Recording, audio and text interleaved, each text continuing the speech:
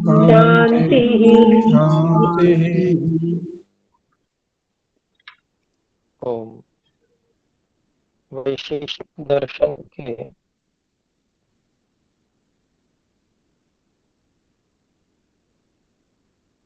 द्वितीय अध्याय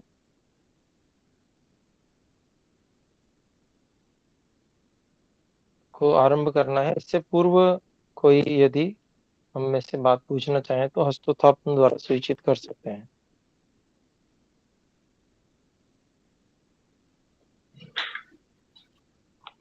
जी श्रीमान बेनुधर जी कृपया बोलें। जी प्रणाम। मैं पूछा था जे लिंग शब्द लेके जो प्रॉब्लम हुआ था, आपने आज कहने को कहा था। उदयवीर शास्त्री जी में लिखा है सदिति लिंगा विशेषात विशेष लिंगा भावाश्रयिको भाव। और हमारा पुस्तक जो ब्रह्ममुनि का जो सदिति लिंगा विशेषात विशेषा भावाश्रयिको भाव, यहाँ में लिंग शब्द नहीं है।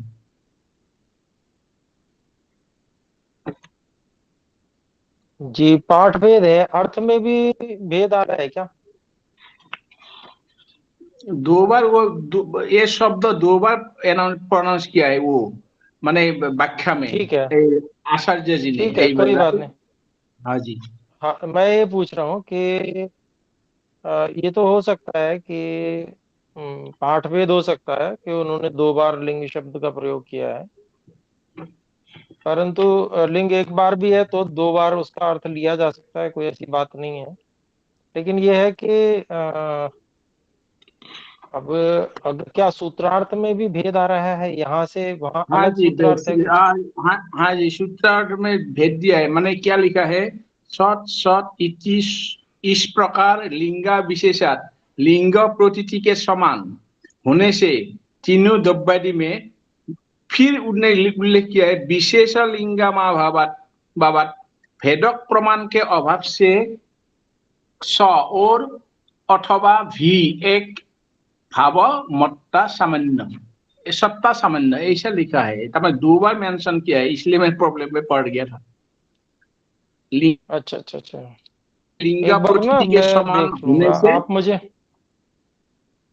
जी जी आप मैं मुझे कृपया ना हाँ जी, आप कृपया देख लीजिएंगे। हाँ जी, हाँ मैं मुझे प्रॉब्लम एक बार में उसका ना पेज का हाँ फोटो जी, भेजिएगा मुझे, हाँ जी, हाँ जी, हाँ जी, हाँ भाई जी, हिमांशु जी को, या मुझे भेज दीजिएगा। जो पेज हाँ जी, आपने हाँ जी। देखा है उसका फोटो भेज दीजिएगा, एक बार देख के फिर मैं अच्छा जी, बताता हूँ। अच्छा जी, अच्छा जी, अच्छा जी। थोड़ा विचार करना पड़ेगा वहाँ किस प्रकार से किया गया है। हाँ जी, हाँ जी। ठीक है जी, धन्यवाद जी।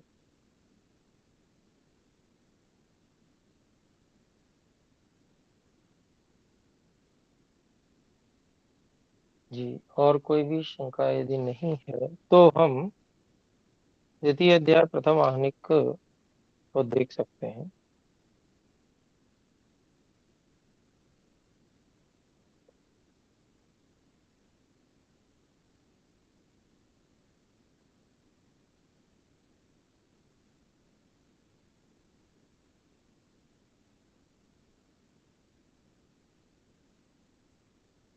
तो द्वितीय अध्याय में प्रथम आहनिक,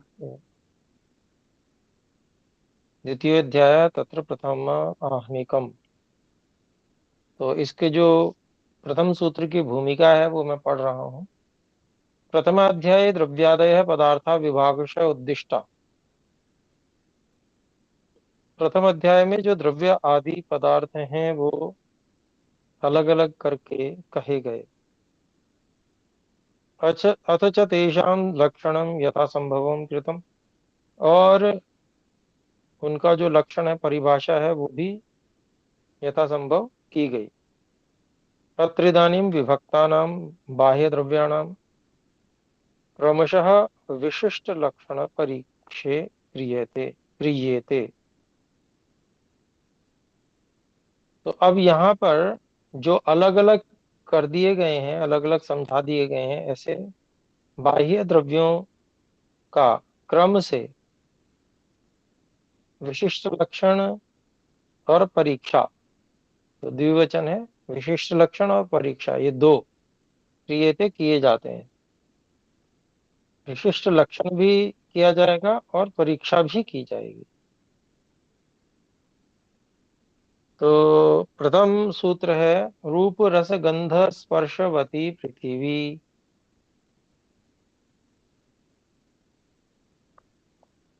तो जो पृथ्वी है उसमें कुछ गुण हैं वो बताए गए हैं, रूप रस गंध और स्पर्श, ऐसे गुण वाली पृथ्वी है। और भाष्य में बताते हैं पृथ्वी रूप रस गंध स्पर्शवती द्रव्येषु पृथ्वी खलु रूप रस गंध स्पर्शैर्गुणैर्लक्ष्यते सा ही तद्वती। तो बताया गया स्वामी जी के द्वारा द्रव्येषु, द्रव्यों में जो पृथ्वी है निश्चय से रूप रस गंध और स्पर्श गुणों से लक्षित होती है, परिभाषित होती है, पहचान में आती है। ता ही वह पृथ्वी जो है वह निश्चय से तद्वती उन गुणों वाली है, रूप रस गंध और स्पर्श गुणों वाली है। आगे कहते हैं नैजिक पृथिव्या नैजिको गुणस्तु गंधो अस्ति। पृथ्वी का जो नैजिक गुण, मुख्य रूप से जो उसका गुण है वह तो गंध है। वक्षति ही अग्रे, ऐसा आगे बताएंगे भी दूसरे आनेक में। व्यवस्थित पृथिव्याम गंध, अर्थात पृथ्वी में जो गंध है वो मुख्य रूप से अपनी है, परंतु केवलेन गंधेन गुणेन सा न लक्षयितुम शक्या। लेकिन जो पृथ्वी है वो केवल गंध गुण से पहचानी जानी नहीं जा सकती। रसादि गुण रसादिभिर्गुणैः सह सा लक्ष्यते। वह जो पृथ्वी है रस आदि गुणों के साथ में पहचानी जाती है, जानी जाती है। आगे कहते हैं रसादयो गुणास्त्वबादीनाम संति। रस आदि गुण तो अप अर्थात जल, जल आदियों के हैं, मुख्य रूप से उनके हैं, नाम संति। पृथ्वी तदपेक्षया स्थूला, पृथ्वी उन जल आदि की अपेक्षा से स्थूल है। ते च पृथिव्यपेक्षया सूक्ष्माः सन्ति, और वे जल आदि पृथ्वी की अपेक्षा से सूक्ष्म हैं। स्थूले सूक्ष्मानां प्रवेशन अवश्यम भवितव्यम। स्थूल में सूक्ष्मों का जो प्रवेश है वो अवश्य ही होना चाहिए। तेन तेषां गुणानाम अपि तत्र वर्तमानत्वं स्याद् एव। इस कारण से उन सूक्ष्मों का जो गुणों का, सूक्ष्मों के गुणों का भी उसमें वर्तमानत्व, उस स्थूल वाले में, पृथ्वी में जो वर्तमानत्वम, वर्तमानता स्यादेव होनी चाहिए। तस्मात् सा रसादिमति इति उक्तम, इसलिए वह जो पृथ्वी है वह रस आदि वाली कही गई है। तत्र प्रत्यक्षे गुण क्षमा करें, तत्र प्रत्यक्षे रूप गुण से प्राधान्यात् प्रथमम रूपम तल्लक्षणे निर्दिष्टम। तो प्रत्यक्ष में रूप गुण की प्रधानता होने से पहले रूप उस पृथ्वी के लक्षण में निर्देश किया गया है। पुनः तद अपेक्षा नून वृत्ति को अन्यापेक्षया च अधिक वृत्ति को रसः, फिर उसके बाद में जो रूप की अपेक्षा से न्यून वृत्ति को, कम व्यवहार में आने वाला अन्य अपेक्षा और अन्यों की अपेक्षा से अधिक वृत्ति को, अधिक व्यवहार में आने वाला जो है वो रस है। तो वो दूसरा ग्रहण किया गया रस, फिर तीसरा कहते हैं पश्चात गंधा, उसके बाद गंध ग्रहण की गई। पुनः स्पर्शस्य अप्रत्यक्षत्वात्, नेत्र अप्रत्यक्षत्वात्, नेत्र जोड़ लेंगे इसमें। स्पर्शस्य अप्रत्यक्षत्वात् सर्व पश्चात तस्योपादानम, फिर जो स्पर्श है उसके प्रत्यक्ष न होने से, अर्थात आंख से न दिखने से, सबसे बाद में उसका ग्रहण किया गया है।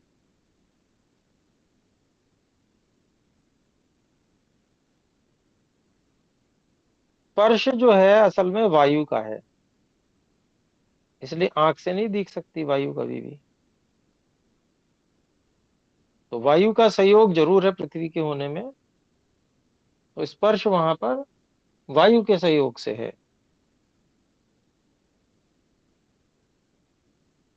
तो यहाँ पर जो ये क्रम दिया है, ये स्वामी जी ने अपने ढंग से इसकी व्याख्या कर दी, कोई बात नहीं।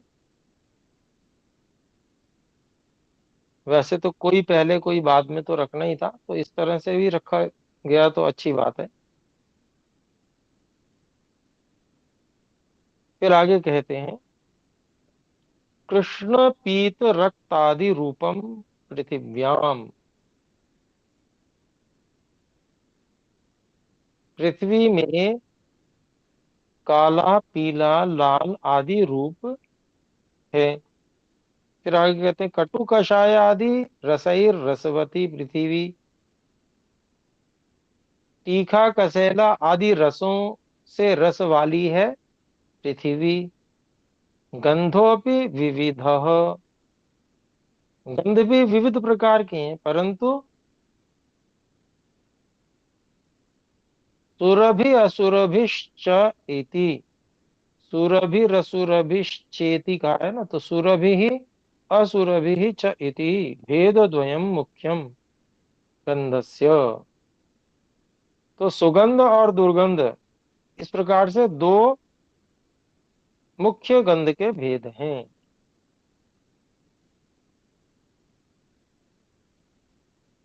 ये कहते हैं स्पर्श स्पर्शस्त्वनुषी अनुष्ण अशीत,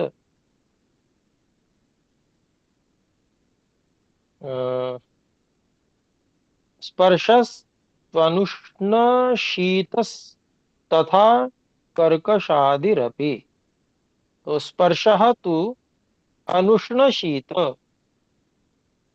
ये समास है, और पूरे द्वंद्व समास में आरंभ में अ लग गया, तो मतलब हो गया अनुष्ण जो गर्म भी नहीं, अशीत जो ठंडा भी नहीं, मध्यम है। तो स्पर्श जो है वो तो कैसा है, ना गर्म है ना ठंडा है, वह और कर्कश आदि ही अपि, उसमें कर्कश आदि जो स्पर्श है वो भी है। तो ये जो है ये भी पृथ्वी में है। फिर कहते हैं, सूक्ष्म द्रव्याणाम तत्र समावेशात, सूक्ष्म द्रव्यों का उसमें समावेश होने से तद्गुणैर गुणवत्वात् रूपादि मति पृथ्वी लक्ष्यते। तो सूक्ष्म द्रव्यों के वहां पर समावेश होने से, लगे हुए होने से, उन गुणों के द्वारा गुण वाली होने से रूप आदि वाली पृथ्वी है, पृथ्वी लक्ष्यते पहचानी जाती है। न अन्य गुण, उनके अलावा जो अन्य गुण है वो वहां नहीं है, इन गुणों से ही पहचानी जाती है कुल मिला के, अन्य अन्य गुणों से नहीं पहचानी जाती, मतलब ये कहते हैं संख्यादयो लक्षणे भिद्यन्ते, संख्या आदि जो है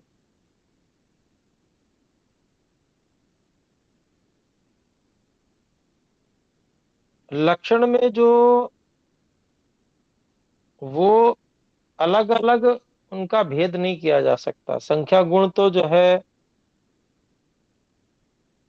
ऐसा गुण है कि जो पृथ्वी में भी होगा, अन्य में भी होगा। तो लक्षण तो उन गुणों से किया जाता है ना जो अन्य में ना हो, केवल पृथ्वी में हो। तो न अन्य गुणा संख्यादयो लक्षणे विद्यन्ते। ये बात कही गई कि जो रूप आदि वाली पृथ्वी है वो रूप आदि गुणों से ही पहचानी जाती है, संख्या आदि गुणों से नहीं पहचानी जाती, क्योंकि संख्या आदि गुण तो अन्य जो गुण हैं वो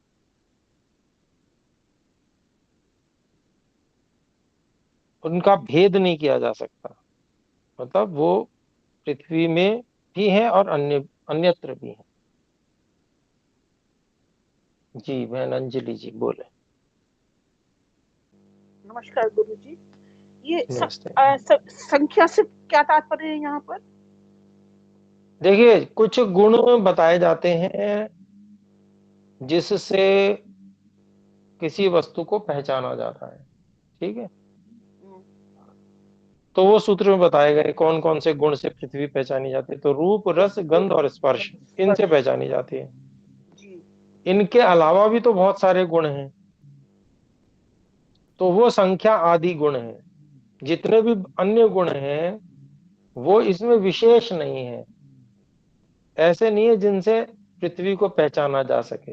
हो रहते होंगे पृथ्वी में, लेकिन वो अन्यों में भी हैं। जैसे संख्या, तो संख्या तो किसी की भी की जा सकती है, पृथ्वी की भी की जा सकती है, और अन्य और द्रव्य हैं उनकी भी की जा सकती है।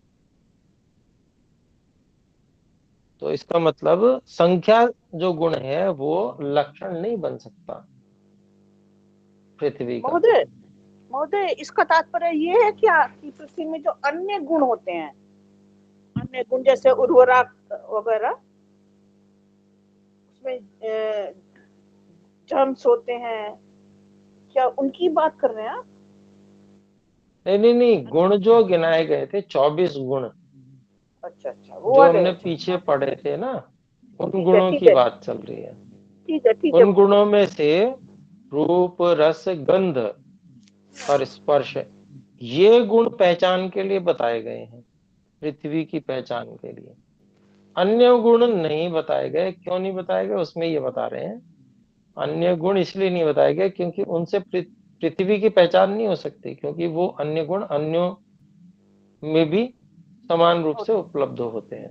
ठीक है। ठीक है ठीक है। जी भाई आशीष जी। प्रणाम आचार्य जी। तो फिर रूप रस गंध स्पर्श ये वाले गुण भी तो दूसरे द्रव्यों में भी तो उपस्थित होते हैं आचार्य जी। जैसे अगले ही सूत्र में दिया हुआ है कि रूप रस स्पर्श आपो, तो फिर इसमें केवल यही तो भिन्नता है कि स्निग्ध स्निग्ध है इसमें, और रूप रस गंध, रूप रस और स्पर्श तो है ही है इसमें भी। हाँ हाँ ठीक कह रहे हैं आप, आपकी तो बात ये बिल्कुल ठीक है। उसमें क्या है कि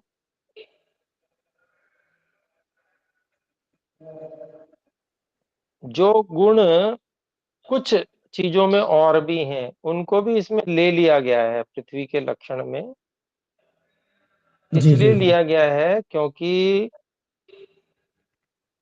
इन सब लक्षणों के साथ में जी आचार्य। पृथ्वी की पहचान होगी। ये पृथ्वी में मुख्य रूप से मिलेंगे। ठीक है। और जो अन्य जैसे जल है, तो जी जल में जो जो मुख्य रूप से मिलेंगे वो दिए गए हैं। और जी जो उसमें जैसे नहीं है उसका वर्णन यहाँ पर नहीं किया गया, उसको नहीं लिया गया। वो पृथ्वी में विशेष है, जैसे कहा ना गंध जो है वो पृथ्वी में विशेष। विशेष है ना। जी तो जी इस आचार्य। बात को भी आगे बताया जाएगा, जो आप कहना चाहते हैं उसको भी बताया जाएगा। तो लेकिन फिर आचार्य हाँ जी। जी सूत्र ऐसा ऐसा होना चाहिए था कि रूप रस गंध स्पर्शवती, रूप रस गंध स्पर्श आदिवती, ऐसा नहीं होना चाहिए था कि और भी जो है गुण हैं तो क्योंकि मुख्य प्रधान गुण तो ये है, और फिर जो गुण है वो संख्या, क्योंकि जैसे कि रूप रस जो है आप जल में भी है और पृथ्वी में भी है, तो दोनों में एक समानता हो गई, तो फिर ऐसे ही संख्या भी इसमें क्यों नहीं ले लिया गया, संख्या गुण को भी ले लिया जाता। तो ये विशिष्ट थोड़ा सा, गुण नहीं है ना ये समझना, यही तो समझना है कि संख्या आदि तो विशिष्ट गुण नहीं है।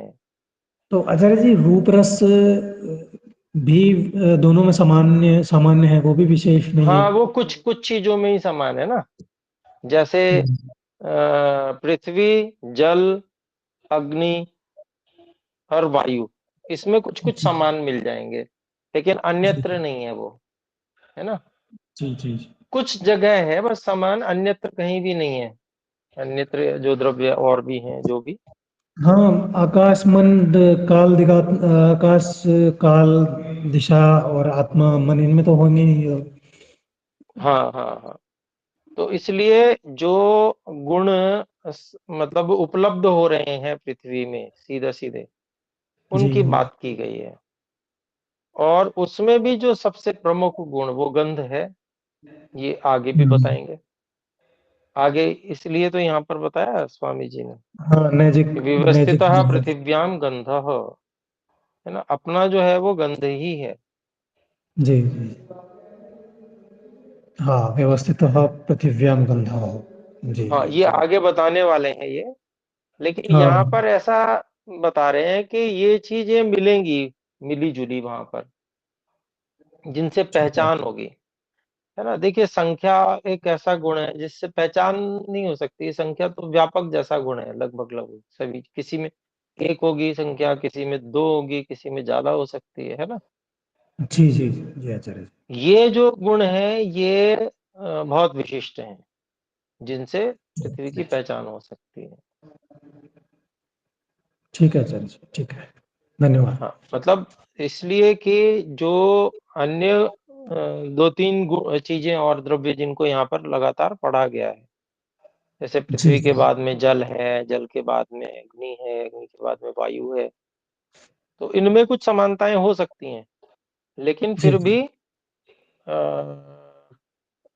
वो गुण दे दिए गए इन सभी में। जैसे जल में गुण दे दिए गए तो एक छोड़ के दे दिया, रूप रस और हाँ स्पर्शवती, है ना, गंध छोड़ के दे दिया इसमें। हाँ, गंध इसमें छोड़ गंध दिया। नहीं है। हाँ, हाँ, क्योंकि इसका तो निजी गुण है उसी से, पृथ्वी का, हाँ, मुख्य गुण। तो इसलिए उसको छोड़ दिया। और उससे पहचान हो जाएगी, जी। पहचान करनी है मुख्य रूप से। और जो विशेष हाँ रूप से देखे जाते हैं गुण, जो हाँ, स्पष्ट अनुभव में आते हैं सीधे सीधे, उनको लिया गया जी है। ठीक है जी, ठीक है आचार्य जी, धन्यवाद। धन्यवाद जी। जी बहन श्यामला जी, जी अच्छा प्रश्न आचार्य था जी। जी, बहन अंजलि जी का और भाई आशीष जी का, सुंदर प्रश्न था जी, बोले। जी सादर नमस्ते आचार्य जी। ये जैसे स्थूल से सूक्ष्म की तरफ जा रहे हैं तो स्थूल में सारा आ गया, जैसे आकाश से पृथ्वी की यात्रा चलती है, तो ऐसा समझना ठीक है क्या कि आकाश, फिर वायु और अग्नि जल, तो ये सब पृथ्वी में आ गया। अब यहाँ हम पढ़ रहे हैं पृथ्वी से पीछे, तो पृथ्वी में ये सारी चीजें आ गई, ऐसा समझना जी ठीक है जी, क्या? इसमें आकाश वाला नहीं दिया गया है जी इसमें। हाँ जी, नहीं आकाश, हाँ जी, ये तो हाँ, आकाश क्योंकि वाला नहीं दिया विज्ञान गया से है। केवल। जी हाँ, ये जो है आकाश अत्यंत सूक्ष्म होने से वैशेषिक में उसको जो है एक ही मान लिया गया, निरवयव जैसा मान के चल रहे हैं।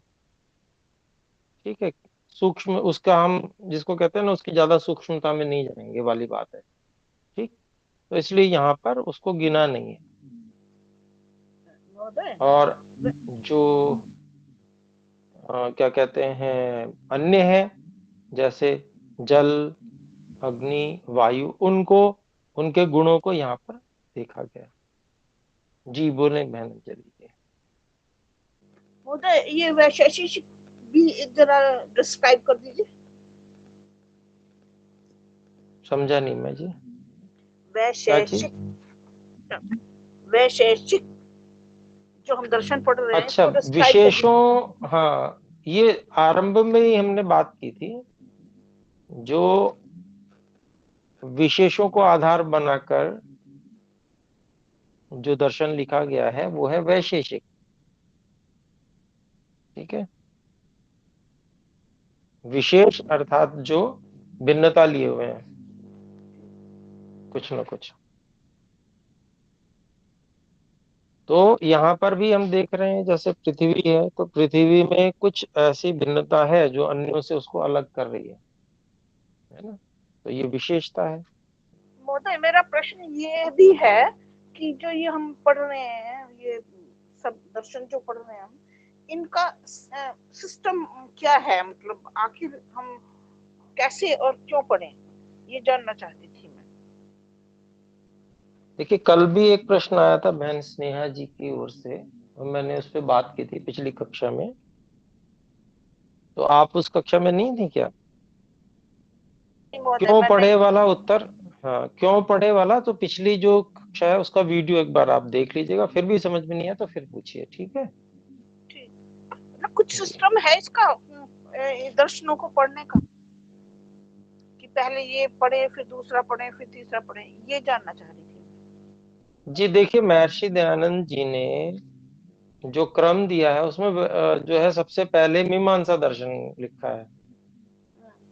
ठीक है, यहाँ पर हम जो क्रम लेकर चल रहे हैं हम सरलता के आधार पे लेकर चल रहे हैं।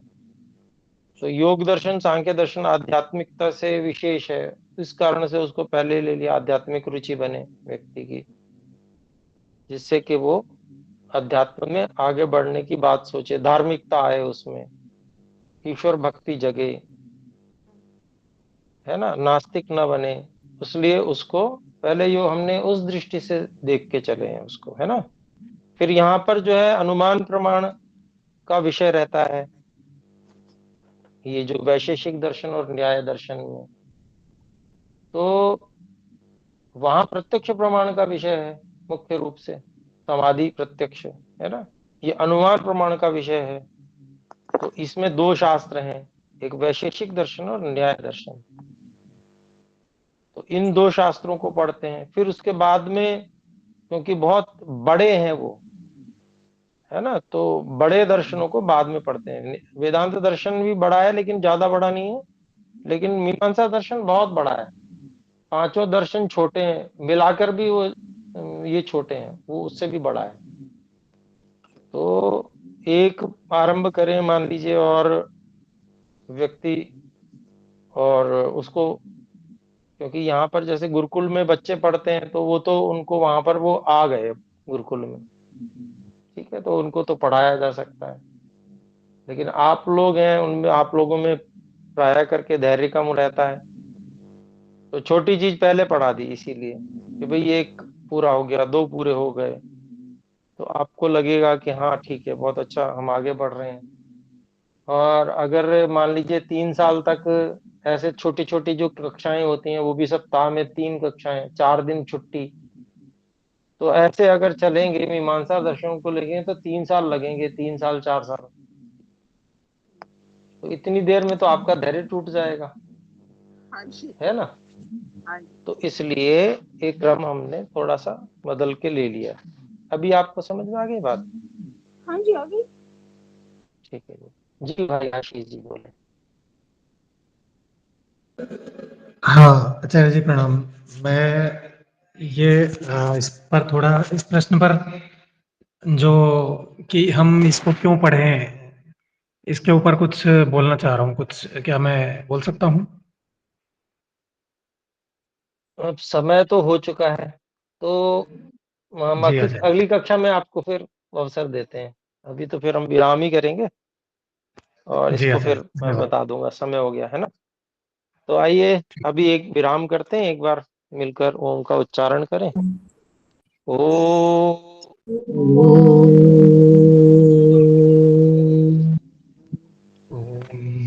सभी को